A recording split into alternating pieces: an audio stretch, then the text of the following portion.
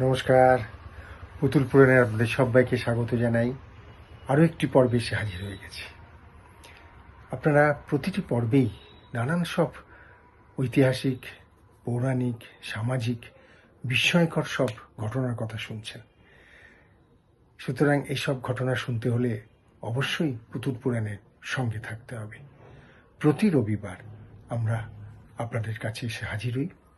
আপনাদের মূল্যবান সময় থেকে কিছুটা সময় আমরা কেড়ে নিই। যদি আপনাদের ভালো লাগে, যদি আপনাদের মনোরঞ্জন হয়, যদি অন্যকে শোনাতে চান, তাহলে পুতুল পুরাণ অবশ্যই লাইক, শেয়ার এবং সাবস্ক্রাইব করে রাখবেন। আজকে শোনাবো এরকমই আরেকটি চমৎকার ঘটনা। Interesting, very interesting.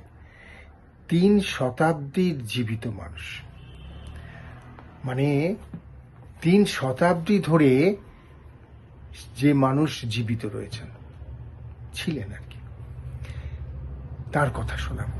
কি একটু অবাক লাগছে না? অবশ্যই অবাক লাগবার কথাই।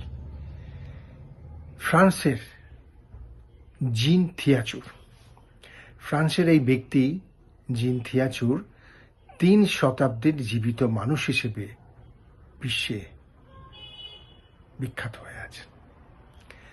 তার জন্ম 1684 খ্রিস্টাব্দে, আর তিনি দেহত্যাগ করেন 1807 খ্রিস্টাব্দে, 123 বছর বয়সে। তা 1699 খ্রিস্টাব্দে তিনি ফ্রান্সের সেনাবাহিনীতে যোগদান করেন।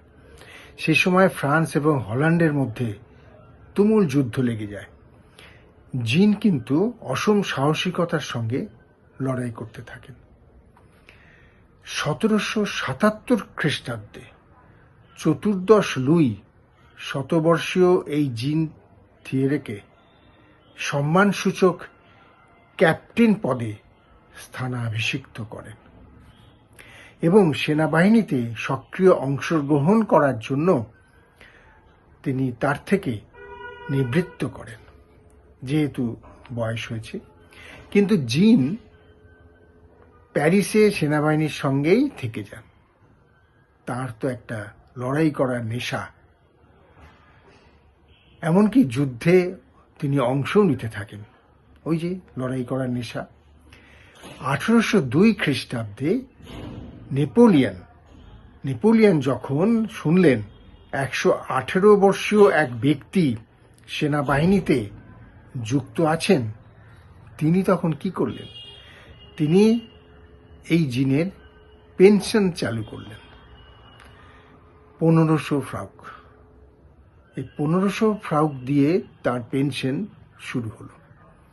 1807 খ্রিস্টাব্দে 123 বছর বয়সে জিন থুইরে দেহত্যাগ করেন। 103 বছর ধরে ফ্রান্সের সেনাবাহিনীতে নিযুক্ত থেকে তিনি দেশের হয়ে, স্বদেশের জন্য লড়াই করেছেন এবং সেই লড়াই চালিয়ে গেছেন, যা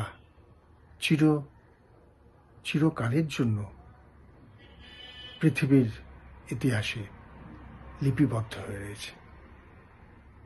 সেই জিন থিওরেকে নিয়ে আজকে আমাদের এই পর্ব। কেমন লাগছে পুতুল পুরাণ? আপনাদের মতামতের অপেক্ষায় রইলাম। শুনতে থাকুন, সঙ্গে রাখুন পুতুল পুরাণ। এরকমই নানান চমৎকার সব ঘটনার উল্লেখ করতে আমরা প্রতিটি পর্বের প্রতি রবিবার ঠিক সকালে আপনাদের কাছে হাজির হই। আজ এই পর্যন্ত। আবার নতুন একটি পর্ব নিয়ে আগামী রবিবার হাজির হব আপনাদের সামনে। ততক্ষণ বিদায় দিন। নমস্কার। সবাই ভালো থাকবেন। কেমন?